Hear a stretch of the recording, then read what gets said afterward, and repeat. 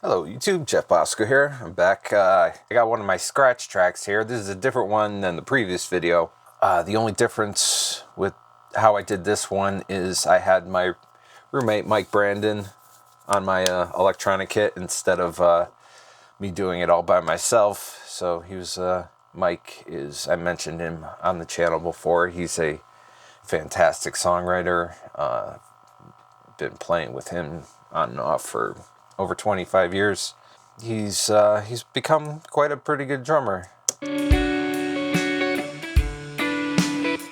was a couple things I wanted another person for in this track. I wanted to liven up the arrangement a little bit in one particular place before the bridge. I kind of heard something in my head, but it wasn't very solid yet. I just needed another person just to bounce ideas off of, and what we came up with was pretty cool. So I was pretty happy with it. But anyway, so all I did was, I showed you at the end of the last video, I brought the MIDI drums in, and that stamped the tempo time signature map onto this session. Then I brought in the two, the vocal track and the scratch guitar tracks.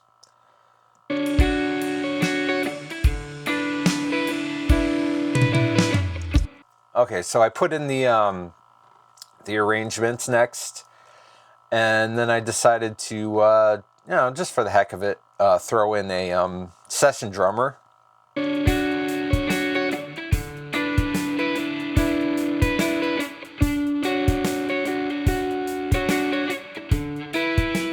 Just to see what would happen.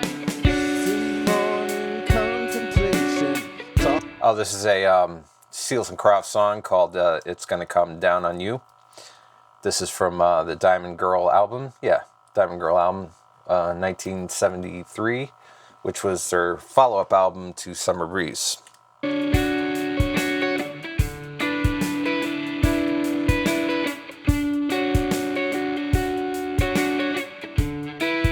It actually took me...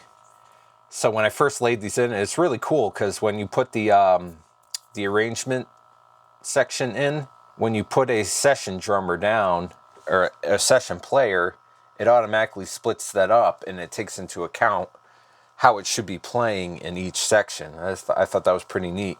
But when I first laid it in there, I went to try and start changing things around, and I was clicking on all this stuff because I've always felt this song as a really fast tempo played in halftime, and so that's how I set up the scratch track. And when I brought this in and set up the session drummer, it was playing in, full time, and I was trying to figure out everything just to get it to play in halftime.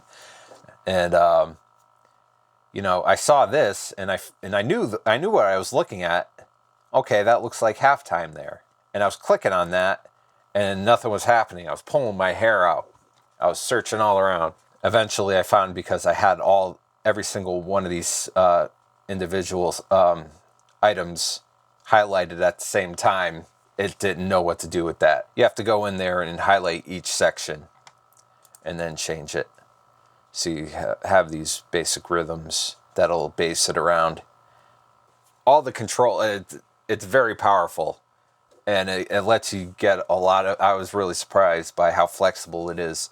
I also could have changed that in here to make it halftime, but that's already in there. It took me forever to find that because all the stuff online that I was trying to find says, find the bass drum and snare slider. It's not a slider anymore. And none of the things that I tried to look up were taking into account this newer version. And you could also do it manually here.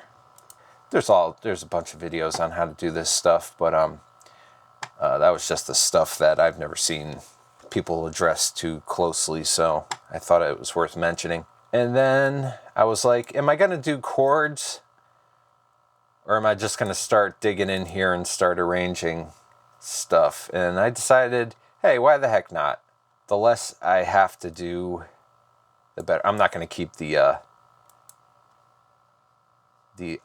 any of these session players. This is just for, you know, keeping everything together. And yeah, and same deal with the bass.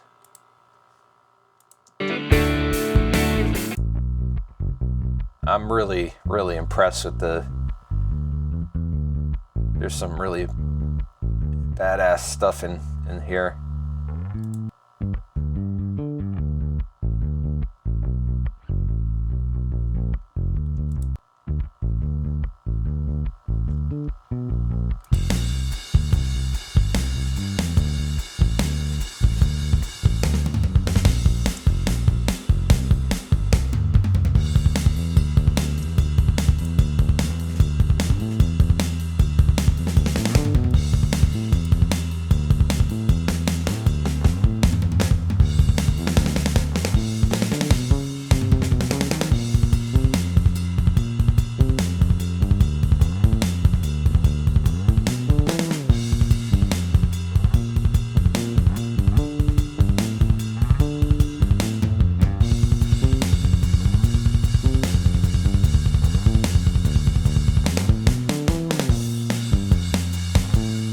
Yeah, no, the original Seals and Crofts tune did not have double bass in it.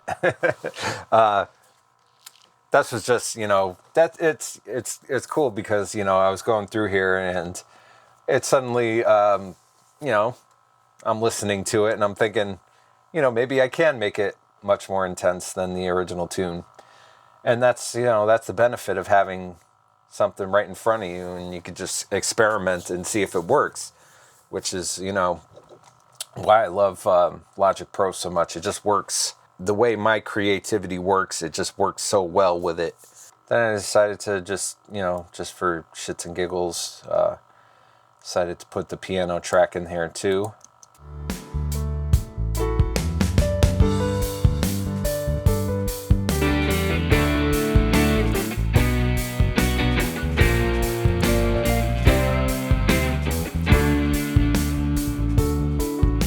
I'll probably go through and chop them up and, you know, experiment with that too, see if it'll help me come up with some parts. But other than that, this is the real rubber meets the road part of arranging and producing, because you got to start making decisions. I have to figure out how I'm going to get into this arrangement, what I want to do next, what instrument I want to start with, and just start making decisions. And as I make decisions, ideas will come out of those decisions. And but yeah, that's what I got coming up.